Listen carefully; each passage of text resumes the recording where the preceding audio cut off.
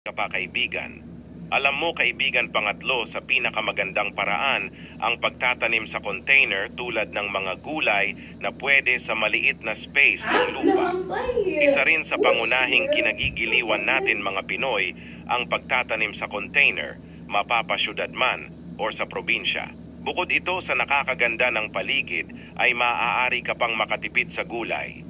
Mas healthy kasi ang gulay kung ikaw na mismo ang magtatanim nito, lalo na kung puro organic ang inia-apply mo sa halaman na pataba. Kaya naman mas ligtas ang gulay na kinakain mo kung ikaw na mismo ang nagtatanim. Masarap sa pakiramdam kung may mga halamang gulay ka sa bakuran ng bahay. Lalo na kung ito'y hitik na hitik sa bunga, paniguradong matatanggal ang stress mo. Pwede mo pa itong pagkakitaan kaibigan. Alam mo naman sa panahon ngayon mataas ang presyohan sa merkado ang gulay, di ba? Mainam na magtanim ng sariling gulay sa bakuran, rooftop or sa maliit na garden kaysa bumili ka ng gulay at makatipid ka pa kaibigan. Alam mo